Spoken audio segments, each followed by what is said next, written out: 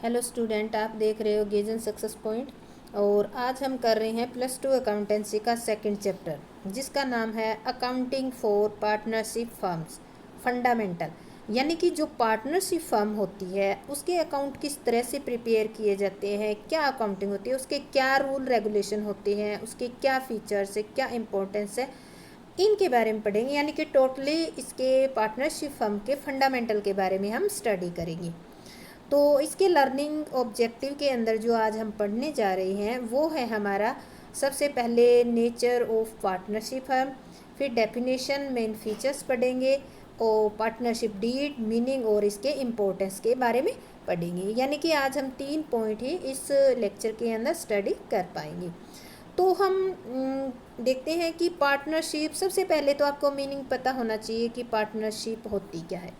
यानी कि जब 2 या 2 से ज़्यादा व्यक्ति मिलकर कोई भी व्यवसाय करते हैं लाभ कमाने के लिए, तो उसको हम पार्टनरशिप फर्म कहते हैं। अब आता है नेचर ऑफ पार्टनरशिप फर्म। जब नेचर के बारे में आ जाता है तो देखो इसमें कुछ इसकी विशेषताओं के बारे में पढ़ा जाता है कि इसकी विशेषता के बारे में, यानी कि इसकी नेचर के बारे में। नेचर क्या है? साझेदारी का, 2 या 2 से ज़्यादा व्यक्ति होने चाहिए और इसके अंदर अकेला व्यक्ति कोई भी कार्य नहीं कर सकता, जैसे क्योंकि पार्टनरशिप तक बिजनेस थोड़ा बड़ा हो जाता है और अकेला व्यक्ति नहीं संभाल सकता। तो यानी कि टोटली हम ये कह सकते हैं कि जहाँ पर एकाकी व्यवसाय पर को बंदा संभालने लायक नहीं रहता है या उसको मुश्किल आने लग जाती है, उस पॉइंट पे जाकर पार्टनरशिप फर्म स्टार्ट होती है। तो इन्होंने बताया है कि एकाकी व्यवसाय में केवल एक ही व्यक्ति पूंजी लगाता है, व्यवसाय करता है, जोखिम सहन करता है और सारे नियंत्रण भी करता है। पर एक अकेला व्यक्ति की पूंजी, उसकी योग्यता, नियंत्रण और जोखिम एक सीमित ही होती है, हम कह सकते हैं एक लिमिट तक ही होती है। अगर इसी काम को कुछ व्यक्ति मिलकर करते हैं तो वो बहुत अच्छे ढंग से उसको संभाल सकते हैं, और मिलकर करेंगे तो इनके बीच में कोई एग्रीमेंट होना चाहिए। तो जब मिलकर करेंगे तो वो क्या बन जाएगा? हमारा पार्टनरशिप बन जाएगा। तो ये जो पार्टनरशिप जो होती है, पार्टनरशिप फर्म जो होती है, वो टोटली उनके आपस के विश्वास पर डिपेंड करती है। यानी कि जितने भी पार्टनर हैं उनमें आपस में विश्वास होना चाहिए। और विश्वास बनाए रखने के लिए ज़रूरी क्या होता है? क्योंकि बिजनेस करते हैं तो वो सारा उसमें देखो प्रॉफिट अर्न करने के लिए करते हैं, पैसे से रिलेटेड लेन देन बहुत होता है, और जहाँ पैसे का इधर उधर हो जाए थोड़ा सा तो विश्वास ख़त्म हो जाता है।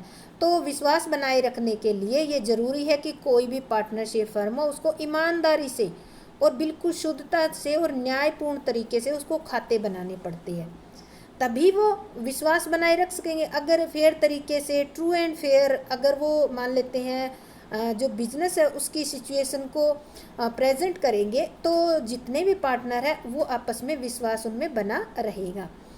और इसके लिए क्या लागू होता है? हमारा नियम है 1932, पार्टनरशिप एक्ट 1932। इसके जो प्रावधान है उसके अकॉर्डिंग ये हमारा जो पार्टनरशिप है वो चलाई जाती है। तो इसकी हम इसके अकॉर्डिंग ही डेफिनेशन ही पढ़ लेते हैं। भारतीय साझेदारी अधिनियम 1932 की धारा 4 के अनुसार साझेदारी की परिभाषा इस प्रकार दी हुई है। देखो इसमें केवल 32 नहीं, अगर परिभाषा आ जाती है तो धारा 4 है उसकी, ये भी पता होना चाहिए। साझेदारी उन व्यक्तियों का पारस्परिक संबंध है, पारस्परिक मतलब आपसी संबंध है, जो किसी ऐसे व्यवसाय के लाभों को बांटने के लिए सहमत हुए हैं जो उन सब के द्वारा या उनमें से किसी एक व्यक्ति के द्वारा वो संचालित किया जा रहा है। देखो अगर 4 व्यक्ति बिजनेस मिलकर लगाते हैं, पूंजी लगाते हैं, बिजनेस करते हैं, तो या तो वो सारे ही उसमें संचालन में भाग ले, या ये हो सकता है कि 4 है, चारों में से कोई 1 या 2 बंदा उस बिजनेस को संभाल सकता है। तो परिभाषा में ये बताया गया, संचालित किया जाता है। अब हम पढ़ते हैं कि इसके फीचर्स क्या है। फीचर्स पार्टनरशिप के एसेंशियल एलिमेंट भी कह सकते हो, इनके कौन कौन से? सबसे पहले एसेंशियल एलिमेंट आता है इसका 2 और मोर पर्सन, यानी कि साझेदारी की ये पहली कंडीशन है कि 2 या 2 से ज़्यादा व्यक्ति होने चाहिए। अगर 2 से कम हो गए व्यक्ति तो ये हमारी पार्टनरशिप फर्म नहीं मानी जाएगी। हाँ, इन्होंने इनकी अधिकतम संख्या के बारे में तो नहीं कहा, पर जो कंपनी अधिनियम 1956 है उसके अकॉर्डिंग बताया कि अगर आप बैंकिंग बिजनेस कर रहे हैं पार्टनरशिप में तो 10 होने चाहिए, और अगर जनरल बिजनेस कर रहे हैं तो 20 से अधिक नहीं जाने चाहिए। यानी कि इस कंडीशन में तो 10 से ज़्यादा नहीं जाने चाहिए, और इस कंडीशन में 20 से ज़्यादा, और मिनिमम 2 से कम नहीं होनी चाहिए। ये कंडीशन अगर फुलफिल होती है तो पार्टनरशिप वो मानी जाएगी, अदरवाइज नहीं। इसके बाद आता है, अगला आता है इसका एग्रीमेंट बिटवीन पार्टनर्स। यानी कि अगर 2 या 2 से ज़्यादा बंदे मिल जाते हैं तो उनके बीच में कोई ना कोई एग्रीमेंट होना चाहिए, और जो बिजनेस कर रहे हैं वो उस एग्रीमेंट के बेस पे ही होना चाहिए। ये कानून नहीं कहता कि उनके बीच में एग्रीमेंट होना चाहिए।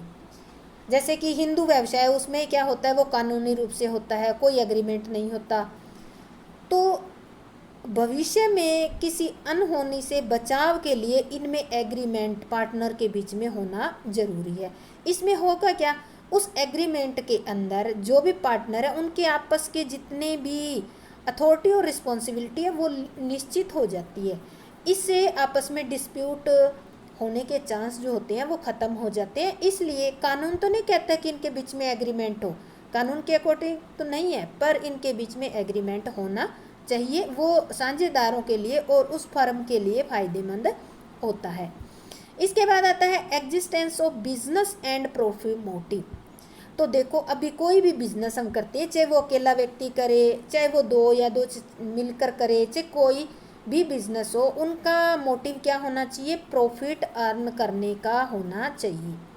पर ध्यान रखना, ऐसा बिजनेस कर रहे हो तो वो बिजनेस कानून की नज़र में इलीगल नहीं होना चाहिए, कानून की नज़र में वो वैध होना चाहिए बिजनेस, तभी आप उसको पार्टनरशिप फर्म कह सकते हो या पार्टनरशिप कह सकते हो, अदरवाइज नहीं। हाँ, अगर एक संपत्ति है, कोई एक संपत्ति के 2 स्वामी है तो वो भी साझेदारी आपकी नहीं कही जाएगी। यानी कि किसी भी संपत्ति के अगर 2 मालिक है, 2 पार्टनर है, तो उसको साझेदारी हम नहीं कहेंगे। साझेदारी के लिए क्या होना चाहिए, कोई व्यवसाय होना चाहिए, कानून की नज़र में वैध होना चाहिए, और वो आपस में मिलकर लाभ अर्जन करने के लिए अगर चला रहे हैं तो उसी को ही पार्टनरशिप फर्म कहा जाता है। तो इसकी ये तीसरी विशेषता थी। इसके बाद आता है लाभों का बंटवारा, शेयरिंग ऑफ प्रॉफिट। अब देखो, व्यवसाय का उद्देश्य क्या होता है, लाभ कमाना। अब इस बिजनेस में पार्टनरशिप में 2 या 2 से ज़्यादा ऑनर हो जाते हैं, पार्टनर है, तो वो क्या चाहते हैं, जो भी लाभ हो आपस में बांटा जाना चाहिए। अगर ठीक है व्यवसाय कर रहे हो, व्यवसाय का मोटिव लाभ कमाना है, तो आप प्रॉफिट को शेयर भी करोगे। अगर मान ले कोई व्यक्ति कोई धार्मिक या दान देने के संबंध में इस तरह का कोई एग्रीमेंट कर लेता है तो वो उसको हम साझेदारी नहीं कहेंगे। इसके अलावा अगर किसी साझेदार को लाभ में हिस्सा नहीं दिया जाता है तो उस व्यक्ति को साझेदारी नहीं माना जाएगा। मान लेते हैं कि आप में 4 साझेदार है, एक को आपने लाभ में हिस्सा नहीं दिया तो उस व्यक्ति को साझेदार नहीं माना जाएगा। पर ये जरूरी नहीं है कि सभी साझेदारी हानि में भी हिस्सा ले सके। हो सकता है आप 4 साझेदार हो, एक साझेदार नाबालिग है तो आप ये कह सकते हैं, या कानून के अकॉर्डिंग ही नाबालिग को हानि में हिस्सा लेने का हक नहीं होता है, या उसको हानि में हिस्सा नहीं देते, या अपनी मर्जी से ही अगर चारों के चारों बराबर के हैं, बालिग है, तो आप उन चारों में से एक को एग्जेम्प्ट भी कर सकते हो, अपनी इच्छा से हानि में हिस्सा ना लेने के लिए या हिस्से लेने से मुक्त भी कर सकते हो। इस पे कोई दबाव नहीं डाला जा सकता। तो इनका क्या होना चाहिए, साझेदारी में जो प्रॉफिट हो रहा है वो शेयरिंग होना चाहिए आपस में। इसके बाद है स्वामी और एजेंट का संबंध। जो साझेदारी फर्म होती है उसमें जो प्रत्येक साझेदार होता है, पार्टनर होता है, वो फर्म का एजेंट भी होता है और ओनर भी होता है।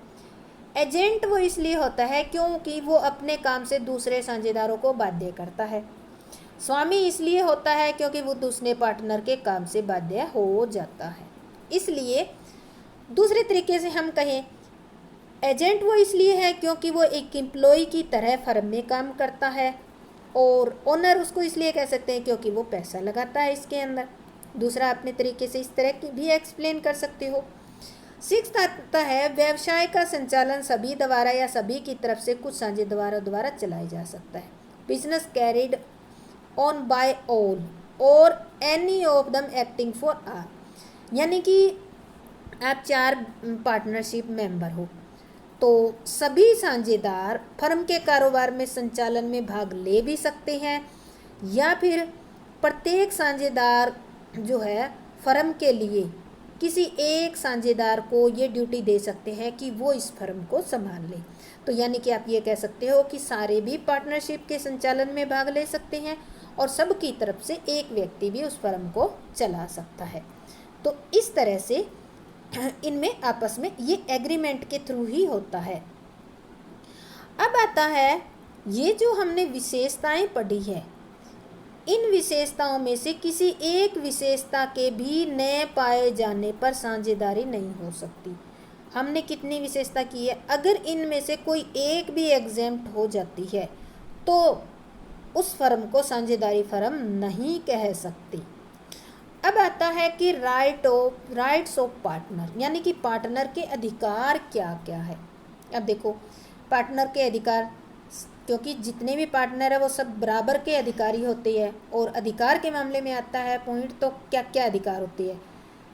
निश्चित किए गए अनुपात में, जो भी इन्होंने एग्रीमेंट में निश्चित किया है उस अनुपात में लाभ हानि लेने के अधिकारी है, चाहे वो बराबर बराबर हो, कैपिटल रेशियो में हो, जो भी फिक्स किया है उसमें लाभ और हानि दोनों को प्राप्त करने के अधिकारी है।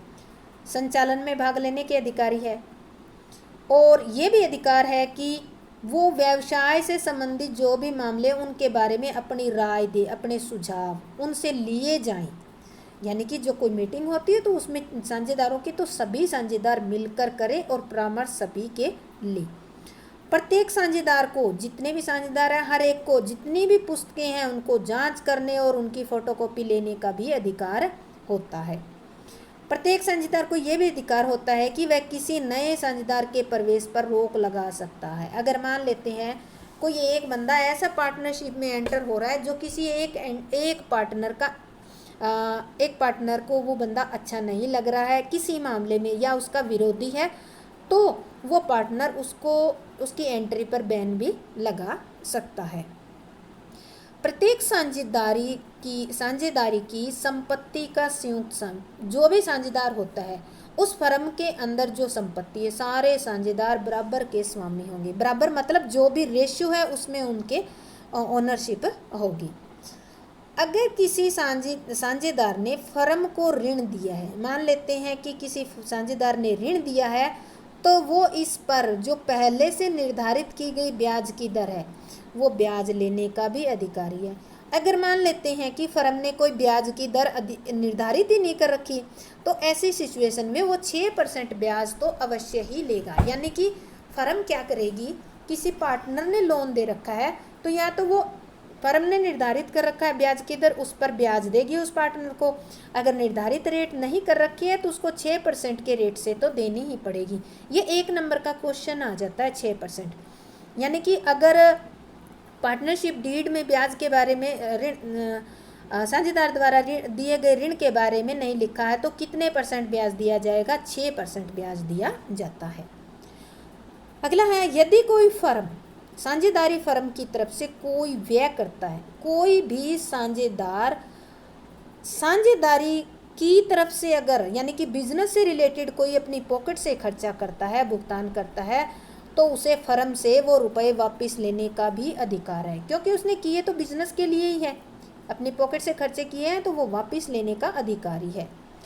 प्रत्येक साझेदार को नोटिस देने के पश्चात फर्म से अवकाश ग्रहण करने का अधिकार है।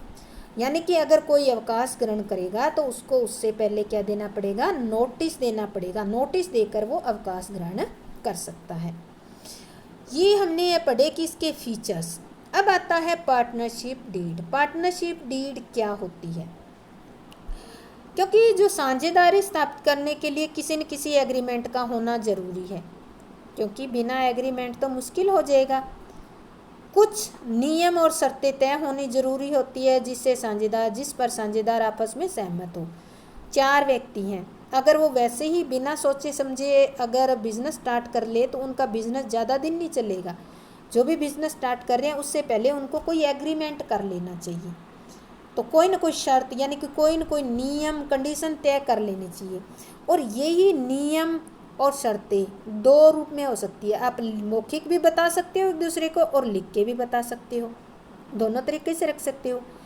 कानून के अनुसार ये जरूरी नहीं है। कानून ये नहीं कहता कि आप एग्रीमेंट करो, मौखिक करो, लिखित करो, कुछ नहीं कहती कि ये नियम या शर्तें लिखित में हो। किंतु लेकिन अगर भविष्य में बिजनेस के भविष्य के बारे में देखते हैं तो देखो, जब जो चार आदमी काम कर रहे हैं, प्रॉफिट से रिलेटेड, बिजनेस से रिलेटेड काम कर रहे हैं, तो किसी पॉइंट पे डिस्प्यूट होने का डर रहता ही है। तो भविष्य में झगड़ों से बचने के लिए जहाँ तक संभव हो जो भी नियम और शर्तें हैं उनको लिख लिया जाना चाहिए। लिखित होना कानून की नज़र में ज़रूरी नहीं है, पर हाँ बिजनेस के भविष्य के बारे में अगर देखते हैं कि आगे भविष्य में कोई झगड़ा ना हो, उससे बचाव हो जाए, इसलिए उनको लिख लेना चाहिए। और यही जो लिखा हुआ पत्र होता है वही पार्टनरशिप डीड होता है। या हम ये कह सकते हैं कि ऐसा प्रपत्र जिसमें साझेदारी की नियम और शर्तें लिखी गई होती है उसी को साझेदारी संलेख या पार्टनरशिप डीड कहते हैं। ये जो प्रलेख होता है वो साझेदारी के अंतर नियम होते हैं,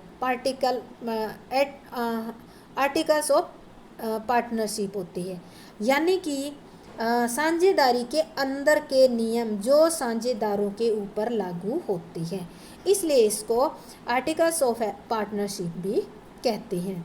इसमें क्या क्या लिख सकते हो आप पार्टनरशिप डीड के अंदर?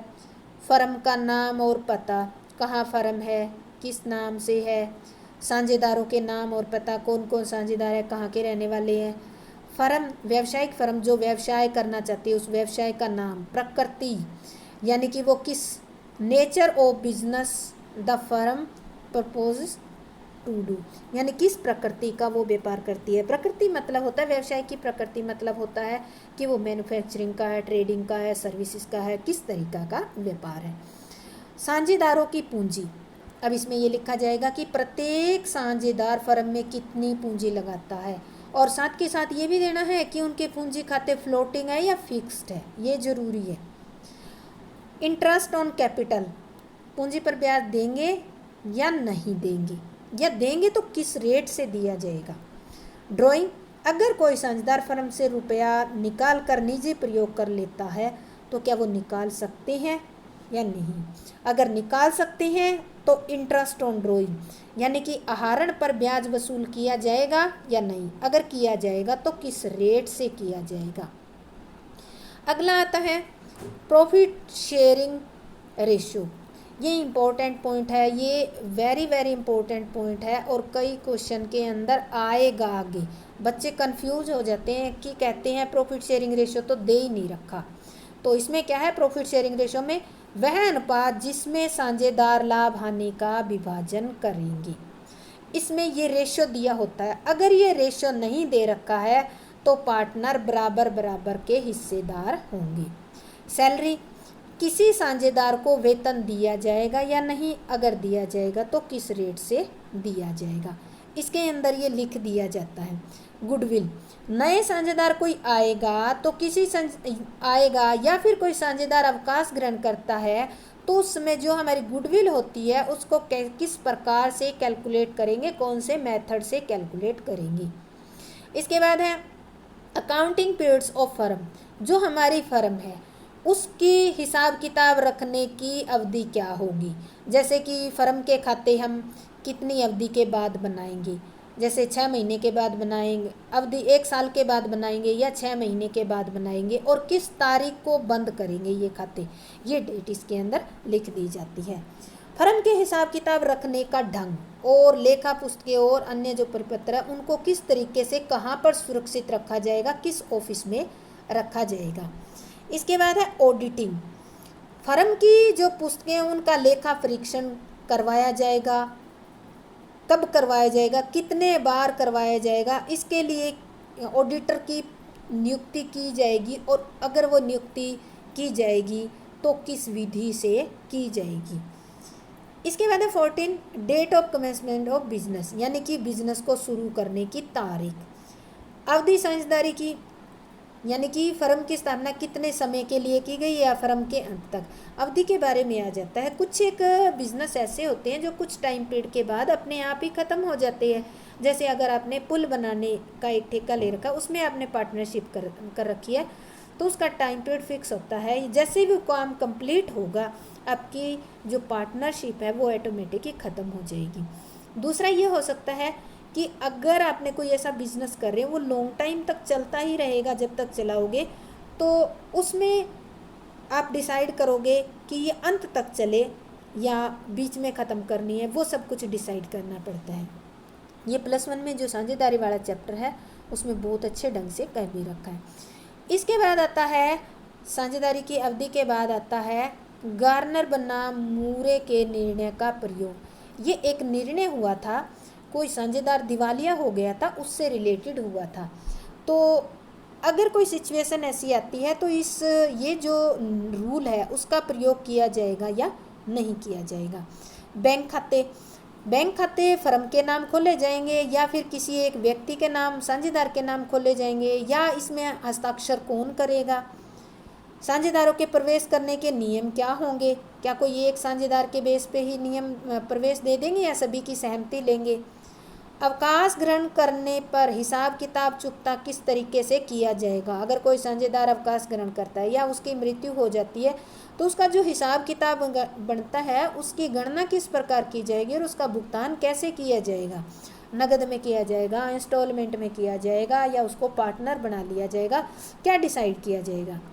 विवादों का निपटारा, देखो बिजनेस चलता है तो इसमें थोड़ा बहुत तो डिस्प्यूट होता ही रहता है। अगर इस तरह कोई विवाद हो जाता है तो उसका निपटारा कैसे किया जाएगा, कौन सा मेथड अपनाएगा, क्या इसके अंदर कोई आर्बिट्रेटर नियुक्त किया जाएगा जो थोड़ा बहुत डिस्प्यूट हो तो उसको सोल्व करवा दे।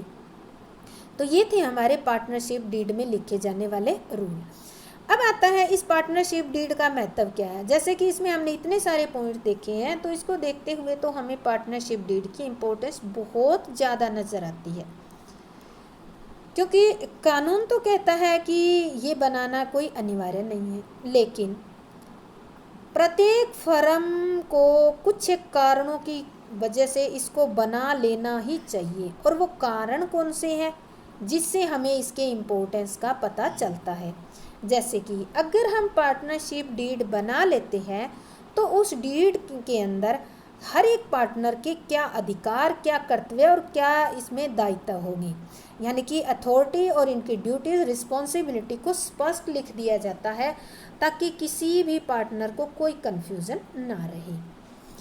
सेकंड है, साझेदारों में अगर कोई गलत फहमी हो जाती है तो ये पार्टनरशिप डीड को देखकर दूर की जा सकती है, क्योंकि साझेदारी से रिलेटेड इसमें सारी शर्तें, कंडीशन लिख रखी है, तो वो दिखाकर अगर किसी पार्टनर को कोई गलत फहमी हुई है तो उसको दूर कर सकती है। साझेदारी में विवाद होने पर साझेदारी संलेख की सहायता से उसका निपटारा किया जा सकता है। तो इस तरह से कानून की नज़र में तो ये जरूरी नहीं है साझेदारी संलेख, पर हाँ एक लिखित साझेदारी संलेख होना जरूरी है जिस पर सभी साझेदारों के हस्ताक्षर भी होना चाहिए और इसे नियम के अकॉर्डिंग रजिस्टर भी करा लिया जाना चाहिए, ताकि सभी साझेदारों को अपनी अपनी स्थिति का पता चल जाए कि बिजनेस में उनके क्या अधिकार, क्या कर्तव्य और क्या दायित्व है। इस प्रकार उनके सबकी ड्यूटीज़ का पता चल जाएगा। इसके बाद आता है rule applicables in the absence of partnership deed. अब मान लेते हैं कोई ऐसी फर्म है, पार्टनरशिप फर्म, जिसने पार्टनरशिप डीड बनाया ही नहीं है, तो वो बिजनेस कैसे करेगी। तो देखो अगर इसने पार्टनरशिप डीड तो नहीं बनाया, उनका कोई मौखिक समझौता भी नहीं हुआ, तो अब उनका बिजनेस कैसे करेंगे। तब अगर ये डीड नहीं होता है तो पार्टनरशिप जो एक्ट 1932 है इसके नियम लागू होंगे।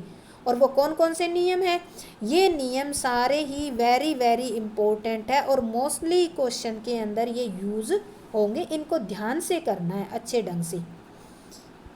सबसे पहला है प्रॉफिट शेयरिंग रेशियो, पहले भी बताया था आपको। प्रॉफिट शेयरिंग रेशियो, अगर पार्टनरशिप डीड नहीं है तो लाभ हानि का विभाजन कैसे होगा? इक्वल होगा, चाहे उनकी पूंजी कितनी ही हो। पार्टनरशिप डीड न होने पर प्रॉफिट शेयरिंग रेशियो 1:1 ही रहेगा। सेकंड, इंटरेस्ट ऑन कैपिटल, अगर डीड नहीं है तो पूंजी पर ब्याज नहीं दिया जाएगा, कोई पूंजी पर ब्याज नहीं मिलेगा किसी भी साझेदार को। अगर डीड है पार्टनरशिप तो उसमें लिखा हुआ उतना ही दे दिया जाता है, पर नहीं होने की कंडीशन में पार्टनरशिप डीड ही नहीं है तो कैपिटल पर कोई इंटरेस्ट नहीं मिलेगा। और अगर एक और पॉइंट है, अगर पार्टनरशिप डीड है उसमें कह रखा है ब्याज दिया जाएगा, तो केवल ब्याज उतना ही दिया जाएगा जितने लाभ की सीमा तक है। मान लेते हैं कि एक वर्ष इंटरेस्ट तो देना पड़ गया हमें 10,000 इंटरेस्ट, ठीक है, और हमें प्रॉफिट केवल हुआ है 7,000। तो इस पॉइंट में ये कह रहा है कि ब्याज केवल लाभों की सीमा तक ही दिया जाएगा। अब इस कंडीशन में जब हमारे प्रॉफिट जो है इंटरेस्ट से कम हो जाते हैं, तब हम इंटरेस्ट केवल जितना प्रॉफिट है उतना ही देंगे। ये 3,000 रुपये और इंटरेस्ट है ये नहीं दिया जाएगा, क्योंकि प्रॉफिट ही 7,000 हुआ है। तो इस कंडीशन में जितना इंटरेस्ट है या प्रॉफिट जितना हुआ है, अगर इंटरेस्ट से कम प्रॉफिट है तो उतने तक ही इंटरेस्ट दिया जाएगा, कैपिटल में से कोई प्रॉफिट नहीं दिया जाएगा। इसके बाद है इंटरेस्ट ऑन ड्रॉइंग, आहरण पर कोई ब्याज नहीं लगेगा। क्यों? क्योंकि पार्टनरशिप डीड ही नहीं है। सैलरी टू पार्टनर, किसी पार्टनर को कोई सैलरी या कमीशन नहीं दिया जाएगा। Interest on loan, interest on loan के बारे में है, अगर कोई पार्टनर फर्म को लोन देता है तो उस पर 6% ब्याज मिलेगा, 6% ब्याज दिया जाएगा। और अगर हानि हो जाती है तो भी ऋण पर तो ब्याज दिया ही जाएगा। यही एक ऐसा पॉइंट है जिसमें पार्टनरशिप के एब्सेंट में जो इंटरेस्ट है लोन का वो दिया भी जाएगा 6%, और अगर लॉस होगी तो भी दिया जाएगा। इसके बाद है admission of a new partner, जो नया पार्टनर आएगा वो सभी साझेदारों की सहमति से ही उसको प्रवेश दिया जाएगा। नए साझेदार को प्रवेश पाने का अधिकार कोई एक, सभी साझेदारों की सहमति से ही मिलेगा। अगर उनमें से कोई एक ही नाराज है तो उसको अधिकार नहीं है कि वो पार्टनरशिप ज्वाइन करे। इसके बाद आता है प्रत्येक साझेदार फर्म के कारोबार के संचालन में भाग ले सकता है, पुस्तकों का निरीक्षण कर सकता है, पुस्तकों की फोटोकॉपी ले सकता है, और सभी साझेदारों की सहमति से जितने भी इसमें उपरोक्त में से किसी भी प्रावधान में परिवर्तन करना है तो सारे मिलकर उनमें परिवर्तन भी कर सकते हैं, पर इसके लिए सबकी सहमति होना जरूरी है। तो स्टूडेंट, आज हमारा ये फर्स्ट लेक्चर एक चैप्टर का कंप्लीट हुआ। अगर आपको अच्छा लगा है तो लाइक, शेयर और सब्सक्राइब जरूर करें। जय हिंद, जय भारत।